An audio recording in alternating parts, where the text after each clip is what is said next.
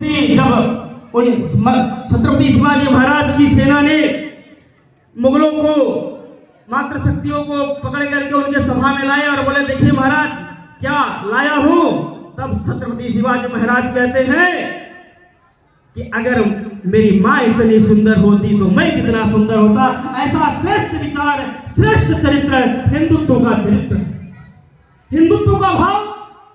साईं इतना दीजिए जामे कुटुंब समाए, मैं भी भूखा ना रहूं, साधु भी भूखा ना जाए। कोई भूखा नहीं सोना चाहिए, कोई गरीबी में नहीं रहना चाहिए, कोई अशिक्षित नहीं रहना चाहिए। ऐसा विचार करने वाला हिंदू समाज है, ऐसी हिंदू संस्कृति है, हिंदू विचार है। और ये हिंदू विचार संपूर्ण भारत में है, संपूर्ण विश्व में। जैसा जहां जहां ऐसा लोग सोचते हैं वो हिंदुत्व है, वही हिंदू है। इस भारत के संदर्भ में विचार करते हैं तो भारत के संदर्भ में कहते हैं हिमालयम समारभ्य यावत् हिंदू सरोवरम तम देव निर्मितम हिंदुस्तानम प्रत्यक्षते। सिंधु महासागर से फैला हुआ, हिमालय से लेकर के सिंधु महासागर तक फैला हुआ विस्तृत देवताओं द्वारा निर्मित इस देश को हिंदुस्तान कहते हैं। और यहाँ रहने वाले सभी हिंदू हैं। पूजा पद्धति कुछ भी होगी, रहन सहन कुछ भी होगा, खान पान कुछ भी होगा, आर्थिक आधार कुछ भी होगा, सब हिंदू है। यह इतना बड़ा विशाल भारत है, यह देवताओं द्वारा निर्मित देश है। इसका निर्माण किसी ने नहीं किया, इसका निर्माण स्वयं देवताओं ने कहा है, किया है। शास्त्रों में कहते हैं गायन्ति देवागिल गीत गानी धन्यास्ते भारत भूमि भागे। ऐसे देश की महिमा के बारे में देवता भी स्वर्ग से महिमा का बखान करते हैं। यह श्रेष्ठ भारत है, यह श्रेष्ठ। दुर्भाग्य इस देश का, दुर्भाग्य इस संस्कृति का, दुर्भाग्य इस विचार का। इस देश संस्कृति विचार को मानने वाले लोगों के अंदर स्व के भाव की कमी आई, विचार शून्य होते गए लोग। इस देश में एक संघर्ष का कालखंड चालू हुआ। कभी शक आए, कभी हूण आए, कभी मुगल आए, कभी अंग्रेज आए, आकर के इस देश की संस्कृति को लूटा, इस देश की जान परंपरा को समाप्त किया, इस देश के वैभव को समाप्त किया, इस देश को खंड खंड करने का प्रयास किया। भारत माता के टुकड़े विचारों के आधार पर, संस्कृति के आधार पर करने का प्रयास किया।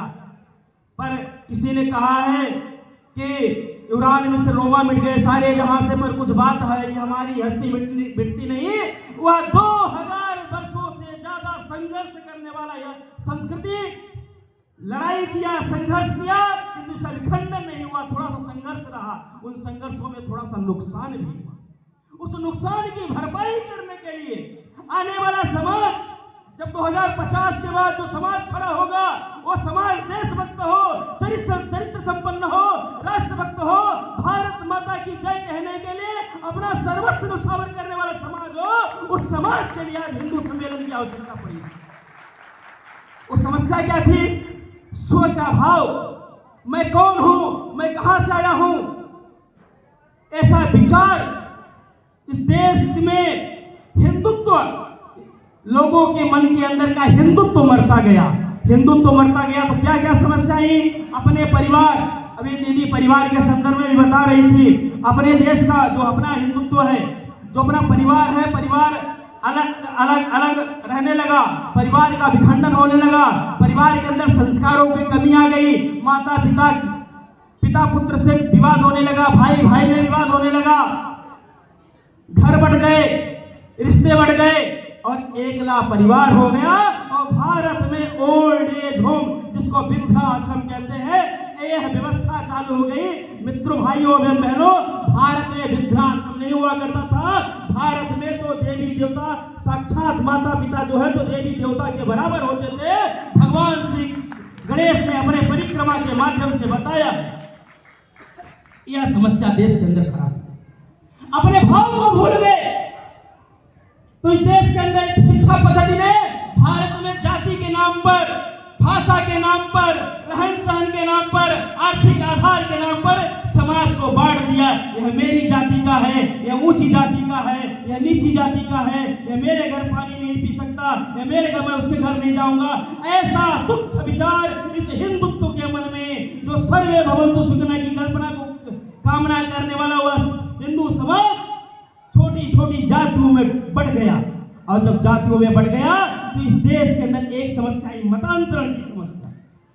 यह हिंदू समाज जो सदियों से इस राष्ट्र की रक्षा करने के लिए, चाहे 17 बार गौरी को हराने वाले पृथ्वीराज चौहान हो, अकबर की घास की रोटियां खाने वाले लेकिन अकबर की अधिकता स्वीकार करने वाले महाराणा प्रताप हो, हिंदू राष्ट्र अखंड राष्ट्र की कल्पना करने वाले आचार्य चाणक्य, महाराणा प्रताप, और मुगलों की छाती पर पैर रख करके 2 टुकड़े करने वाले हमारे छत्रपति शिवाजी महाराज जो, ऐसे महापुरुषों का यह समाज जिनके हम वंशज हैं, वह जातियों के नाम पर बढ़ गया, और जातियों के नाम पर ही नहीं बटा तो इस धर्म, इस संस्कृति को छोड़ करके दूसरे धर्म, दूसरी संस्कृति जो एक संकुचित मानसिकता के होते हैं, परिवार को तोड़ने वाले होते हैं, देश को तोड़ने वाले होते हैं, अपना कल्याण की बात करते हैं, ऐसे में समावेश होता गया, जिसके कारण देश के अंदर कुछ संकट भी आए। इसलिए यह संकट दूर होना चाहिए। एक भी हिंदू आसोदरा सर्वेन हिंदू पतितो भवेत्, मम दीक्षा हिंदू रक्षा मम मंत्र समानता, सभी हिंदू आपस में सहोदर भाई हैं, कोई हिंदू पतित नहीं होता, अलग नहीं होता, ऐसा विचार प्रत्येक हिंदुओं के मन में होना चाहिए। इसलिए आज 2026 में एक हिंदू सम्मेलन की कल्पना की गई। आज हिंदू सम्मेलन कुछ जातियों का नहीं है, कुछ मोहल्लों का नहीं है। पूज्य गुरुदेव महाराज यहाँ पर बैठे हुए हैं, उनके आशीर्वचन हम सुन करके सिर्फ सुनने के लिए नहीं है, उनके आशीर्वचन को सुन करके इस धर्म की रक्षा करने के लिए, इस समाज की रक्षा करने के लिए, इस संस्कृति की रक्षा करने के लिए, इस राष्ट्र की रक्षा करने के लिए आज का हिंदू सम्मेलन है। इस राष्ट्र की रक्षा के लिए, इस धर्म की रक्षा के लिए, इस संस्कृति की रक्षा के लिए कभी राम जन्मे, कभी कृष्ण जन्मे, कभी महाराणा प्रताप, कभी हरिहरमुक्कर, कभी पृथ्वीराज चौहान, कभी सुभाष बाबू, कभी राम प्रसाद बिस्मिल, कभी भगत सिंह जैसे श्रेष्ठ क्रांतिकारियों ने हंसते हंसते फांसी पर झूल गए। इसलिए यह समाज सभी हिंदू आपस में इकट्ठा होकर के, संगठित होकर के, सामर्थ्यशाली होकर के, राष्ट्रभक्त होकर के एक मंत्र ओम संगच्छध्वं संपदध्वं संभो मनांसि जानताम के साथ भारत के परम वैभव को पहुंचाने के लिए सब कुछ न्यौछावर करने वाला समाज खड़ा होना चाहिए। और जब तक यह समाज नहीं खड़ा होगा, तब तक राष्ट्र नहीं खड़ा होगा। किसी भी राष्ट्र की सबसे छोटी इकाई होती है समाज। आज हम सबको लग रहा होगा भाषण चल रहा है, अच्छा मजा आ रहा है, तालियां भी बज रही है, ये भाषण नहीं है। आज बांग्लादेश के अंदर देखिए, आप नेपाल के अंदर देखिए, आप बांग्लादेश नेपाल तो थोड़ा सा पड़ोसी देश हो गए, आप पश्चिम बंगाल का 24 परगना जिला देखिए, आप केरला में जाइए, इस देश में इस समाज की क्या स्थिति है। कोई भी मंदिर में जाकर के दुर्गा सप्तशती का पाठ नहीं कर सकता, ओम त्रयंबकम यजामहे का पाठ नहीं कर सकता। और दुखदाई खबर तो तब होती है कि जब इस देश के अंदर धर्म पूछ करके गोलियां मार दी जाती है। अरे हम सब तो सौभाग्यशाली हैं कि मां नर्मदा के तट पर हमारा जन्म हुआ है, सुखी है, किंतु संपूर्ण भारत की रक्षा होनी चाहिए, समूचे राष्ट्र की रक्षा होनी चाहिए, संपूर्ण मानव जाति की रक्षा होनी चाहिए कि मानव जाति की रक्षा करने वाले हिंदू संस्कृति है। इसलिए हम सबको वेद का मंत्र ओम संगच्छध्वं संपदध्वं संभो मनांसि जानताम के साथ खड़े होकर के पहले परिवारों की रक्षा करनी पड़ेगी। कुटुंब प्रबोधन, परिवार के अंदर जिहाद नहीं आना चाहिए। मेरे परिवार में कोई भी विधर्मी प्रवेश नहीं करना चाहिए, ये माताओं बहनों की पहली जिम्मेदारी है। मेरी बेटी मैं यहाँ चाहूंगा ब्याही जाएगी, किसी विधर्मी के साथ नहीं जाएगी। मेरे मोहल्ले में एक भी व्यक्ति मतांतरण करने वाला नहीं आएगा। ऐसा संकल्प अपने मोहल्ले में हम सबको लेना पड़ेगा, अपने मोहल्लों की रक्षा आपको करनी पड़ेगी। पर्यावरण की रक्षा, आज ठंडी चल रही है, शीत ऋतु चल रही है, कड़ाके की धूप भी है। वो इसलिए है कि हम अपनी सुख सुविधाओं के लिए पेड़ को अंधाधुंध काट रहे हैं, पानी का दुरुपयोग कर रहे हैं, प्लास्टिक का उपयोग कर रहे हैं। पड़ोस का जिला है हरदा, 700% 700% कैंसर की बीमारी फैली है, इसलिए वहां के लोगों ने जैविक खेती को छोड़ दिया है, पानी का दुरुपयोग करना चालू कर दिया है। इसलिए अथर्ववेद में लिखा है माता भूमि पुत्रोहम कर्तव्य। इसलिए आज के हिंदू सम्मेलन में प्रकृति की रक्षा के साथ साथ इस धरती माता की भी रक्षा करनी चाहिए। भगवान श्री रामचंद्र जी ने कहा है अभी स्वर्णमयी लंका न रोजते लक्ष्मण जननी जन्मभूमि स्वर्गात विगर्यसी, अर्थात यह जन्म देने वाली माँ और जहाँ मेरा जन्म हुआ धरती माँ स्वर्ग से भी बढ़कर है, इसलिए धरती की रक्षा करना हमारी जिम्मेदारी है। हमारे वैवाहिक वर्षगांठ पर, हमारे जन्मदिन पर मोमबत्ती हम नहीं बुझाएंगे, केक हम नहीं काटेंगे। मेरे जन्मदिन पर, मेरे बच्चे के जन्मदिन पर, मेरे भाई के जन्मदिन पर 5 गरीबों को भोजन कराएंगे, भगवान सत्यनारायण की कथा कहेंगे। ऐसा संस्कार बच्चों में देना पड़ेगा। ऐसे संस्कार के लिए हिंदू सम्मेलन है और एक पेड़ अवश्य लगाएंगे। वेदों में भी लिखा है शिव समान विस्पीते वन कामधेनु सा देते धन, गाय जैसे जिसमें 33 कोटि देवी देवताओं का वास होता है, ऐसा जहर पीने वाला वो पेड़ है, इसलिए पेड़ को लगाने की आवश्यकता है। मेरे घर में माताएं बहनें संकल्प ले, मेरे पति, मेरे भाई, मेरा बेटा घर में कोई भी प्लास्टिक नहीं लेकर नहीं आएगा। सब्जी है, दूध है, कोई भी खाद्य सामग्री प्लास्टिक में नहीं आएगी, प्लास्टिक मुक्त परिवार होगा। और इसी विषय में एक बात और, स्वदेशी, हम सुबह से लेकर के रात्रि तक किन वस्तुओं का उपयोग करते हैं? वो देखते हैं विदेशी है कि स्वदेशी चाइना से बनी हुई सामग्री उपयोग करते हैं। हमारा कमाया हुआ धन चाइना ले जाता है और चाइना किसको सहयोग करता है? पाकिस्तान को। पाकिस्तान हमारे देश की सेना के साथ क्या व्यवहार करती है?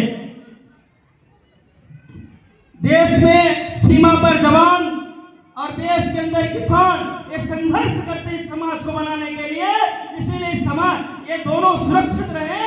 एक संकल्प ऐसा भी कि मेरे घर के अंदर कोई भी विदेशी सामग्री नहीं आएगी। स्वभाषा, स्वभोजन, स्वभूषा, स्वभ्रमण, स्वभवन ये स्वदेशी होगा, ऐसा संकल्प। नागरिक कर्तव्यों का पालन, मैं मेरे द्वारा, मेरे परिवार के द्वारा किसी भी सरकारी संपत्ति का दुरुपयोग नहीं करेंगे। लाइन लगा करके दर्शन करेंगे, जो जो सरकार न्याय संविधान संबद्ध शब्द है उसका पालन करेंगे। ऐसा 4 प्रकार की बातों को लेकर के जब खड़ा होगा, जब समाज खड़ा होगा तो समाज ही नहीं खड़ा होगा, यशस्वी समाज खड़ा होगा। भारत माता की जय कहने वाला समाज खड़ा होगा और भारत माता की जय कहने वाला समाज खड़ा हो। इसलिए आज का यह हिंदू सम्मेलन है।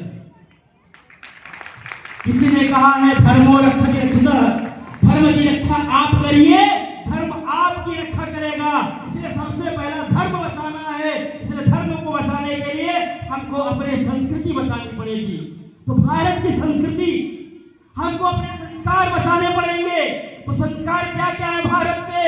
सबको साथ लेना, सबको साथ लेकर चलना, गरीबों की रक्षा करना, नर सेवा नारायण सेवा, कोई भूखा नहीं सोना चाहिए, यह है। परिवार संगठित रहना चाहिए, मतांतरण नहीं होना चाहिए, संस्कारों की रक्षा, प्रकृति की रक्षा, यही धर्म है। और जब धर्म की रक्षा होगी तब आपकी रक्षा होगी। जैसे आज इस मंच से मैंने महापुरुषों के नाम लिए, आने वाली पीढ़ियां आप चाहते हो कि गर्व से आपका नाम ले सके, इसलिए तब वो नाम लेंगे जब आप उनको सुरक्षित स्वस्थ परिवार देंगे, स्वस्थ समाज देंगे, तब वो आपकी जय जयकार करेंगे। और आप चाहते हो कि मेरी आने वाली पीढ़ियां सुरक्षित हो, स्वस्थ हो, संपन्न हो, इसीलिए धर्म की रक्षा करनी पड़ेगी। भाइयों बहनों, किसी ने कहा है देश बचेगा तो मिटेगा कौन, और देश मिटेगा तो बचेगा कौन। हमको बचना है, हमको बचाना है तो सबसे पहले देश को बचाना पड़ेगा, सबसे पहले राष्ट्र को बचाना पड़ेगा। हमारे जीवन में सर्वप्रथम राष्ट्र होना चाहिए, इसलिए राष्ट्र को मानने वाला, जो मेरे संतानें हैं, जो मेरा परिवार है, वो डॉक्टर बने, इंजीनियर बने, प्रोफेसर बने, आवश्यक है, बनाइए। लेकिन एक अच्छा नागरिक, अच्छा पुत्र, अच्छा समाज भक्त, अच्छा देशभक्त पहले बनना चाहिए। अच्छा डॉक्टर बन गया, अच्छा इंजीनियर बन गया, अच्छा प्रोफेसर बन गया, लेकिन अच्छा पुत्र नहीं बना, समाज भक्त नहीं बना, देशभक्त नहीं बना, तो हमारी क्या दुर्दशा होगी वो हमारे आंखों के सामने है। तो एक संकल्प में भी अपने भविष्य के लिए, मेरा भविष्य अगर सुरक्षित हो, अगर ऐसा आप चाहते हैं, तो आने वाली पीढ़ियां देश और समाज के लिए जीने वाली सुसंस्कारित पीढ़ी हो, खड़ी हो। इसलिए आपको सोचना पड़ेगा, आपको सोचना पड़ेगा। जीजा माता न होती तो छत्रपति शिवाजी महाराज न होते, कौशल्या न होती तो राम न होते। इसलिए राम का राज्य चाहिए, राम का राष्ट्र चाहिए, तो आपको कौशल्या बनना पड़ेगा, आपको राजा दशरथ बनना पड़ेगा। तो राम कैसा, मर्यादा पुरुषोत्तम भगवान श्री रामचंद्र।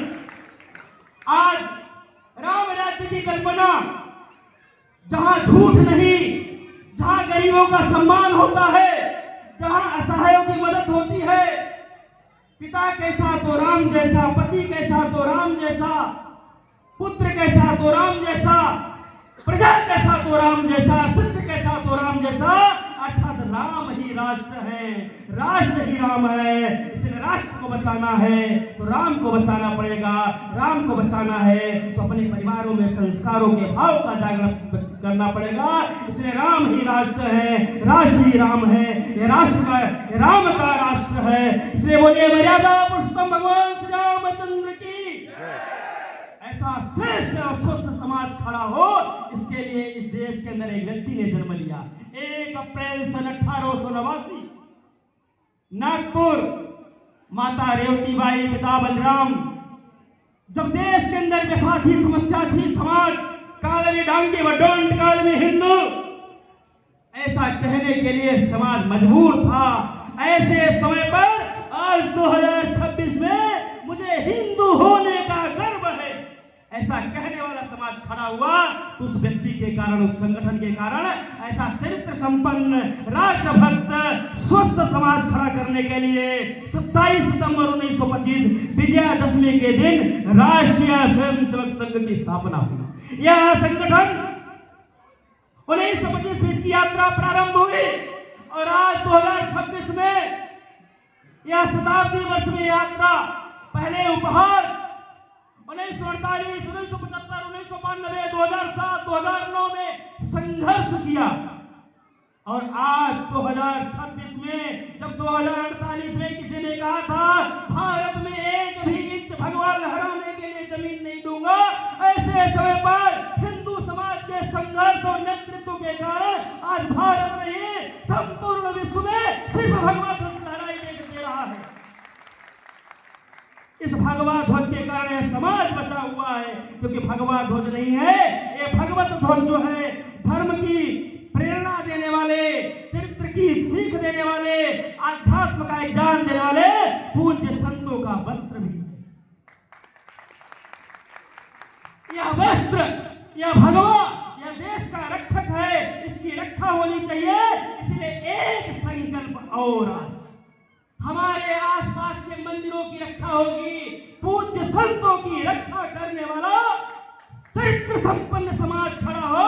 इसके लिए भी, क्योंकि समय समय पर मार्गदर्शन पूज्य संतों के द्वारा हमको मिला है, इसीलिए यह संत परंपरा भी जीवित होनी चाहिए। संत परंपरा के आधार पर समाज का ही एक व्यापक दृष्टि में समाज का विकास संभव है। इसलिए पूज्य संतों के प्रति भी हमारा समर्पण चाहिए आज के ही, क्योंकि समय समय पर पूज्य आद्य गुरु शंकराचार्य के नेतृत्व में केरल की कालड़ी से लेकर के देश के चारों ओर तक चारों मठों की स्थापना करके धर्म का संदेश दिया। जो मैंने अपने संबोधन में कहा था कि धर्म की रक्षा आप करिए, धर्म आपकी रक्षा करेगा। इसलिए आज का यह हिंदू समाज संगठित होकर के, सामर्थ्यशाली होकर के, एक दिशा में में बस खड़ा होने की स्थिति में है। थोड़ा सा धक्का हमको और लगाना है, और वो धक्का हमको अपने परिवारों से, जो पंच परिवर्तन के बारे में 5 विषय को लेकर के मेरा परिवार वो प्रारंभ कर दे। देश और समाज मेरे घर मेरे परिवार में प्रथम हो, ऐसा मान करके, ऐसा संकल्प लेकर के हम समाज के लिए खड़े होंगे।